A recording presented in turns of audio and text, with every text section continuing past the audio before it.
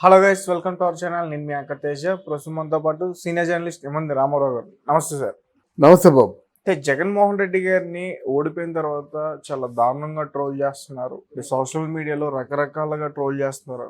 అయితే రీసెంట్గా కొంతమంది వ్యక్తులు జగన్మోహన్ రెడ్డి గారికి రెండో భార్య బెంగళూరులో ఉంది, అందుకే తరచు అయినా బెంగళూరు వెళ్ళి వస్తూ ఉంటాడని చెప్పేసి ఈ రకంగా మాట్లాడుతున్నారు. నిజానికి అది వాస్తవం అని అయితే నేను అనుకోవట్లేదు. సో దాని గురించి మీరేం మాట్లాడతారు? అది వాస్తవం అని నేను అనుకోవటం లేదు. అయితే ఆయన గెలిచినంతసేపు కూడా ఆయన క్యారెక్టర్ ఏమిటో ఎవరికి తెలియదు. అంటే ముగ్గురు భార్యలు కూడా లేదు ఆయన. ఇంకో పదాన్ని ప్రయోగించాడు, ముగ్గురు పిల్లలనే పదాన్ని. అంటే మనం చాలా గౌతమ బుద్ధుడేమో అనుకున్నాను నేను. అంటే శ్రీరామచంద్రుడు ఎలాగైతే ఏక పత్ని వ్రతుడయ్యాడో ఈయన కూడా అలాగ అనుకున్నాం. కానీ తర్వాత ఇప్పుడు బయటపడుతున్నాయి నేను ఆయన తాలూకు చిదంబర రహస్యాలు అనేది. ఒకరు చెప్తే అది వదంత అనుకుంటాం, 10 మంది చెప్తే 10 మంది 10 అనుభవాలు చెప్తే దాంట్లో కొంతైనా నిజం ఉండకపోద్దా అని ఒక ఆలోచన అందరిలో వచ్చిందన్నమాట. ఎందుకంటే ఆయన ఎవరినైనా సరే చాలా మంచి భావనతో చూస్తాడు, దేవుణ్ణి ప్రార్థిస్తూ తల నిమురుతాడు. జగన్మోహన్ రెడ్డి గారి గురించి అలాగే చెప్తున్నారు అని చెప్పుకున్నారు. కానీ ఇప్పుడు ఒక్కొక్కటి బయటకు వస్తుంది. ఎవరెవరు ఆయనకి అత్యంత ప్రీతిపాత్రుల్లో, ఎవరెవరు ఆయన్ని ఏ విధంగా లొంగ తీసుకున్నారు, ఎవరెవరు ఆయన తాలూకు బాగా ఆత్మ లాంటి వాడు అనిపించుకునేవాడి ద్వారా వెళ్ళారు. ఇప్పుడు బయటపడుతుంది అంతా. ఇప్పుడు ఆయన పెర్మిషన్ అంటే అంత తేలిగ్గా ఇవ్వడు కదా. ఎవరు ఇస్తారు? ఆ ప్యాలెస్లోకి పెర్మిషన్ ఒంటరిగా ఉంటాడు, అక్కడ మసాజ్ చేయించుకుంటున్నాడో తెలీదు, ఏవో కొంచెం ఆనందాలు ఉన్నాయి, ఆటలాడుకుంటున్నాడో తెలీదు. వీడియో గేమ్స్ అవి బాగా ఆడతాడట. ఎన్ని తర్వాత నిజం, వీడియో గేమ్స్ అవి బాగా ఆడతాడట. మసాజ్ అంటే వల్లమాలని ఇష్టం అట. ఆ మసాజుల్లో రకరకాల మసాజులు ఉంటాయి. అందువల్ల ఇవన్నీ ఇప్పుడు బయటకు వస్తున్నాయి. ఇప్పుడు అంతే కదా. ప్యాలెస్ విడిచిపెట్టి రాకుండా ఉండాలంటే ఆయనకి ఏదో స్వర్గంలో తేలిపోయే అనుభవాలు ఏవో ఉండాలి. ప్రజల్ని మించినటువంటి అనుభవాలు, ప్రజాక్షేమాన్ని మించిన అనుభవాలు ఉంటేనే అక్కడ ఉంటాడన్నమాట. ఏముంది, ఉదయం లేచి కమ్మగా తిన్న తర్వాత ఏముంది, నిద్ర వస్తే నిద్రపోతాడు. నిద్ర రావడానికి మసాజులు కావాలి కదా. అందువల్ల ఇప్పుడు అనిపిస్తున్నాయి. ఇప్పుడు బెంగళూరులో ఆయనకి ఏదో ఒక వింత వ్యాధి ఉందట. ఆ పేరు చెప్పారు కానీ ఆ పేరు నాకు జ్ఞాపకం లేదు. దానికోసం ప్రస్తుతం ట్రీట్మెంట్లు జరుగుతున్నాయట. అది మాత్రం వాస్తవం. అతనికి ఉందా వ్యాధి? ఆయనకి వ్యాధి ఉందట. ఆయనకి అసలు రాజకీయాల్లో రాకముందే ఓ వ్యాధి, అంటే ఒక ప్రథమ కోపం, తర్వాత సక్రమంగా ఆలోచించుకోలేకపోవడం, ఎవరినైనా కొట్టేయడం, ఎవరినైనా తిట్టేయడం, ఎవరినైనా అంటే హత్యా రాజకీయాల తాలూకు అంటే ఆ ధోరణి ఉందట ఆయనలో. ఒక వ్యక్తి చెప్పారండి నాకు, ఇప్పుడు వాళ్ళ నాన్నగారు పలానా వాడు నాకు కనిపించకూడదంటే వాడు కనిపించకపోతే ఆయన హ్యాపీగా ఫీల్ అయ్యేవాడట. వాడు కూడా పోన్లే ఆయన కొంత కోపం వచ్చిన తర్వాత ఎందుకు కనిపించాలని దూరంగా పోయేవాడు, ఊరు మారిపోయేవాడు. ఈయన అలా కాదు, పలానా వాడు ఇక ముందు నాకు కనిపించకూడదంటే అది దానికి సాక్ష్యం తీసుకురావాలి. అర్థమైందా? వాడు మీకు కనిపించినట్టు దానికి రుజువు ఏమిటి అంటే ఇదిగో రుజువు అని చెప్పాలట. అంత దారుణమైన వ్యక్తి అట. అంటే వాళ్ళకి రాజశేఖర రెడ్డికి ఈ జగన్మోహన్ రెడ్డికి ఉన్న తేడా అది. నీకు చెప్తే నాకు గుండె జారిపోయింది అన్నమాట. అంత భయంకరమైన వ్యాధి ఆయనకు ఉంది మాట. అందుకే కదా మరి 5 సంవత్సరాల్లో 151 మంది మ్యాండేట్ అంటే ఎంత అపురూపంగా చూసుకోవాలి, ఎంత రెక్కలెస్గా చూశాడు. ఆయన తాను జీవితంలో నమ్మింది 5 తిట్టేవాళ్ళనే కదా నమ్మాడు.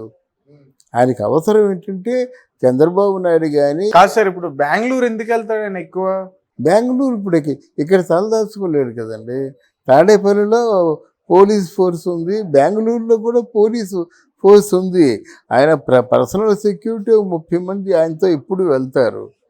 ఇక్కడ అంత ఉండదు కదా. ఇక్కడ ఎప్పుడు వచ్చి ఎవడు కొట్టేస్తాడో తెలియదు. అంటే జనసేన ఎలా తయారైందంటే ఒక శివసేన మాదిరిగా తయారైందన్నమాట. జనసేన దృష్టిలో పడ్డారంటే ఇంకా మనుషులు మిగలరు. మనిషి చేత్తో పీకి చంపేస్తారు అంతే. ఆయుధాలు అవసరం లేదు. అంతగా భయంకరమైనటువంటి సేన అన్నమాట. ఆడవాళ్ళు కానీ మగవాళ్ళు కానీ పోరాటం బాగా చేసే సామర్థ్యం ఉన్నవాళ్ళు. అందుకే బెంగళూరు వెళ్ళిపోయాడు. అక్కడ పట్టుబడిపోతాడు. అక్కడి నుంచి అలా డైరెక్ట్గా వెళ్ళిపోతాడు అన్నమాట. ఇప్పుడు ఈలోగా ఆయనకి కేసులు లేకుండా చేస్తానంటే ఎవరి కాళ్ళైనా పట్టుకుంటాడు, ఏ పార్టీలోనైనా చేరుతాడు. దానికే డీకే శివకుమార్తో మంత్రాలు జరుపుతున్నాడు. అంటే పార్టీలో కలవమని చెప్తారు వాళ్ళు, కాంగ్రెస్ పార్టీ వాళ్ళు. So what? అంటే కలవడమా, పొత్తులతో కలవడమా, లేకపోతే తన పార్టీని విలీనం చేసేస్తున్నారు? విలీనం చేసే దిశగానే అడుగులు వేస్తున్నాడు. రాజకీయాలంటే ఆయనకి రోత పుట్టాయి. ఇప్పటికి కూడా తెలుసుకోలేకపోతున్నాడు. ఆ డబ్బులు ఇచ్చాను, ఈ డబ్బులు ఇచ్చాను, అన్ని లక్షలు ఇచ్చాను ఇంటింటికి, నాకు ద్రోహం చేశారనేటువంటి పద్ధతిలో ఉన్నాడు. కానీ పరిపాలన చేస్తుండగా ఇన్ని తప్పులు చేశాను, ప్రజా ఆగ్రహానికి ఈ విధంగా గురి అయిపోయాను. యూత్ పిల్లలకేమో వాళ్ళ ఉద్యోగాల గురించి ఆలోచించలేకపోయాను, పరిశ్రమల గురించి ఆలోచించుకోలేకపోయాను, మంత్రులందరినీ కూడా అసమర్థుల్లే పెట్టాను, వాళ్ళ శాఖకి కూడా అర్థం తెలియని వాళ్ళని పెట్టానని ఆలోచించుకోలేకపోతున్నాడు. ఇప్పుడు కూడా ఏదో తప్పు ఉంది, ఆ తప్పు అందరికీ తెలుసు అని చెప్తున్నాడు. కానీ మరి ఈ తప్పు నువ్వు 2019లో చేశావు కదా, అప్పుడు నిన్నంటే ఎందుకు పైకి ఎగిరిపోయావు నువ్వు? అప్పుడు 151 సీట్లు గెలిచావంటే నీళ్ళు ఏదో లోపం ఉంది, నువ్వేదో పొరపాటు చేస్తావు, నీకేదో యంత్రాంగం సహకరించింది అనుకుంటే నువ్వెందుకు అంత, నీకు నీ బొట్టులకి అంత కోపం వచ్చేసింది? అందువల్ల ఇవన్నీ రాంగ్ ట్రాక్లో వెళ్తాడు. నువ్వు విశాఖపట్నం వెళ్ళాలంటే విశాఖపట్నం ప్రజా సంక్షేమానికి మూలం అనుకుందామండి. విశాఖపట్నం వెళ్ళాలంటే నువ్వు బొంబాయికి టికెట్ తీసుకుంటే దారి తప్పిపోతావు కదా. అలా దారి తప్పిన మనిషి అయిపోయాడు ఇప్పుడు ఆయన. ప్రజలకు దగ్గర అవ్వలేదు, మేధావులకి దగ్గర అవ్వలేదు. ఆయనంటే భయం ఒకటి ఏర్పడిపోయింది. ఆ పరదాలు ఏంటి, ఆ చెట్లు నాటేయడం ఏంటి? చెట్టు అంటే ప్రాణంతో ఉంది కదండి, ఇదంతా హింసే కదా. ఆయన వెళ్తున్నాడంటే దారి పొడుగుతా చెట్లన్నీ కొట్టేయాలి. అశోకుడు మనకి చెట్లు నాటించి ఇంతవరకు చరిత్రలో నిలిచిపోయాడు. ఈయన చెట్లు కొట్టించి చరిత్రలో నిలిచిపోయాడు. అది పరిస్థితి. కానీ జగన్మోహన్ రెడ్డి డెఫినెట్గా శిక్షార్హుడు. చాలా కేసులు ఉన్నాయి, వాటన్నిటికీ సమాధానం చెప్పుకోవాలి. లేదు, అదే కదా గొడవ. ఇప్పుడు ధృతరాష్ట్రుడు ఎందుకు ఫెయిల్ అయిపోయాడండి? పుత్రాభిమానం, అంటే పుత్రుడి మీద ఉన్నటువంటి మమకారం కొద్దీ అప్పుడు నిజంగా గుడ్డివాడైనా బుద్ధికి కూడా గుడ్డ కట్టేశాడు, అంటే జ్ఞానానికి కూడా గుడ్డ కట్టేశాడు. అందువలన తప్పదు, రాజుని కేటీఆర్నే చేయాలి, అప్పుడు హరీష్ రావు తప్పుకోవాలి, అప్పుడు పార్టీ పూర్తిగా నిర్వీర్యం అయిపోతుంది, ఇలా పార్టీ అంతరించిపోతుంది. ఇప్పుడు మాటకి విశ్వసనీయత ఉండాలండి. ఈరోజు పవన్ కళ్యాణ్ ఇంత రోరింగ్ రెస్పాన్స్ రావడానికి కారణం ఏంటంటే ఇప్పటి వరకు తన డబ్బు ఖర్చు పెట్టాడు, ఆ మాటకు విశ్వసనీయత వచ్చింది. దాన్ని కాపాడుకుంటే దేశానికే రాజవుతాడు. ఆ మాట ఏమైనా చెప్పి 10 మాటలు చెప్పాడు అనుకోండి, పిఠాపురంలో ఏవైతే ప్రామిస్ చేశాడో ఆ ప్రామిసులు 1 సంవత్సరంలోగా నెరవేర్చుకోకపోయినట్టయితే మళ్ళీ అందరిలో ఈయన ఒకడవుతాడనమాట. ఈయన కారు ఒకటే వెళ్ళవలసిన అవసరం ఉంటుంది, ఈయనకి ఎవరు రారు.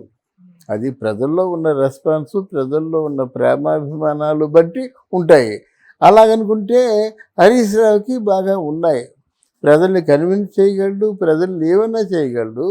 ఒక అంతకుముందు 3/4 మెజారిటీ ఉన్నటువంటి ఎమ్మెల్యేలు అందరూ కూడా హరీష్ రావుతో ఉండేవారు.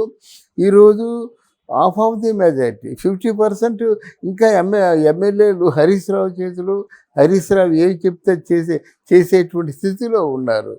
అందువల్ల ఇది ఇలాగే సాగుతుందన్నమాట.